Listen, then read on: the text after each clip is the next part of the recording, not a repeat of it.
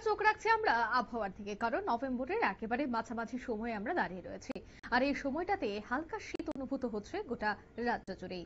সকাল এবং রাতের দিকে কুয়াশা থাকলেও আবার বেলা বাড়তেই তপ্ত রোদ, আর তাতেই তাপমাত্রা আরো 1 থেকে 2 ডিগ্রি বেড়ে যাচ্ছে। তবে সেক্ষেত্রে পূর্বালি বাতাসে হিমের ছোঁয়া ধীরে ধীরে যে নামছে পারদ, সেই জানান কিন্তু ইতিমধ্যেই দিচ্ছে সকাল এবং রাতের কুয়াশা। তবে আগামী 24 ঘন্টায় কেমন থাকবে রাজ্যের আবহাওয়ার মেজাজ, বিস্তারিত জানবো। টেলিফোন লাইনে যুক্ত হয়ে গেছে প্রতিনিধি শতাব্দী দেবনাথ। শতাব্দী, ঠিক কি জানতে পারছো? অঙ্কিতা, দেখো, আজকে যে তোমার তাপমাত্রা, সেটা কিন্তু গোটা রাজ্য জুড়ে একই, কোথাও একটু বেশি রয়েছে, তবে হ্যাঁ স্বাভাবিকের কাছাকাছি রয়েছে সর্বোচ্চ তাপমাত্রা। তারই মধ্যে বলতে হয়, নভেম্বরের অর্ধেক দিন পেরিয়ে গেল, এখনো পর্যন্ত কিন্তু জাতীয় শীত অনুভূত করতে পারেনি রাজ্যবাসী।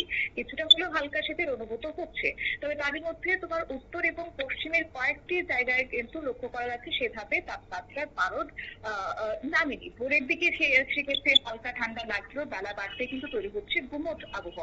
আর এই অবস্থায় দাঁড়িয়ে তোমার এখনো পর্যন্ত কয়েকদিন লাগবে জাতীয় শীত পড়তে, এমনই পূর্বাভাস দিচ্ছে আবহাওয়া দপ্তর।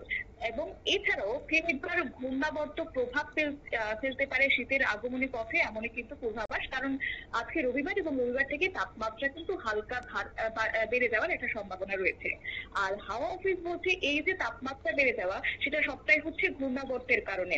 আর এই মুহূর্তে এই ঘূর্ণাবর্ত বাংলাদেশের একটি ঘূর্ণাবর্তের প্রভাব এবং দক্ষিণ দিক থেকে উষ্ণ এবং আর্দ্র হাওয়ার প্রবেশের কারণে এই দুইয়ের সম্মিলিত ভাবে আগামী সপ্তাহে পর্যন্ত কিন্তু পারদ কিছুটা ওঠানামা করতে পারে। যদিও আজকে ছুটির দিন এবং সকালবেলাতে হালকা ঠান্ডা থাকলেও দিনের তাপমাত্রা কিন্তু থেকে সেই ঊর্ধ্বমুখী। আর সেক্ষেত্রে আবহাওয়াবিদরা জানাচ্ছেন আগামী 2 থেকে 3 দিনে বেশ কয়েকটি জেলার ক্ষেত্রে তাপমাত্রা কিন্তু 2 থেকে 3 ডিগ্রি সেটা বাড়তে পারে। আর পাশাপাশি তোমার উত্তর পশ্চিম দিকে ঠান্ডা হাওয়া কমে যাওয়াতে বিশেষ করে বঙ্গোপসাগর থেকে কিন্তু এই মুহূর্তে গরম এবং আর্দ্র হাওয়া প্রবেশ করছে, তার জেরে তাপমাত্রা বাড়ছে। আর সেই কথা তোমার জানাচ্ছে যে দক্ষিণ শ্রীলঙ্কা এবং সংলগ্ন তার দক্ষিণ পশ্চিম বঙ্গোপসাগরের উপস্থিত যে উচ্চ স্তরের ঘূর্ণাবর্ত, সেটার প্রভাব পড়ছে। আর সেই প্রভাবে শ্রীলঙ্কার উপকূলে অদূরে দক্ষিণ এবং পশ্চিম বঙ্গোপসাগরে একটি নিম্নচাপ সৃষ্টি হয়েছে বলে আবহাওয়া দপ্তর জানাচ্ছেন। আর সেই নিম্নচাপ সংক্রান্ত ঘূর্ণাবর্ত বিশেষ করে সমুদ্র তল থেকে তার কিনা প্রায় 5.8 কিলোমিটার পর্যন্ত সেটা বিস্তৃত রয়েছে। আর তার উচ্চতার সঙ্গে সামান্য দক্ষিণ পশ্চিম দিকে হেলে রয়েছে, যে কারণে পরবর্তী 24 ঘন্টাতে কিন্তু ধীরে ধীরে উত্তর পশ্চিম দিকে সেটা সরে যেতে পারে। পাশাপাশি দক্ষিণ বাংলাদেশ এবং তার আশপাশ যে জায়গা রয়েছে, সেক্ষেত্রে 1.5 কিমি পর্যন্ত উচ্চ স্তরে ঘূর্ণাবর্ত বজায় থাকবে। আর এর কারণে প্রকৃতির এই কামখেলি পড়ার কারণে কিন্তু শীত কোথাও হলে বাধা প্রাপ্ত হচ্ছে, এমনই পূর্বাভাস, এমনই কার্যত আবহাওয়া দপ্তরের মত। তার মধ্যে বলে রাখি, আজকে সর্বোচ্চ তাপমাত্রায় কিন্তু 30.8 ডিগ্রি সেলসিয়াসের ঘরে থাকবে, যা কিনা স্বাভাবিকের থেকে 0.9 ডিগ্রি সেলসিয়াস বৃদ্ধি। যদিও কোন রকমের সতর্কবাণী রাজ্যের উপর আপাতত থাকছে না, তবে হ্যাঁ সর্বনিম্ন তাপমাত্রার কথা যদি বলতে হয় তাহলে 16.6 ডিগ্রি সেলসিয়াস থাকবে সর্বনিম্ন, স্বাভাবিকের থেকে কিছুটা হলেও পতন ঘটেছে মানে 1.0 ডিগ্রি সেলসিয়াস।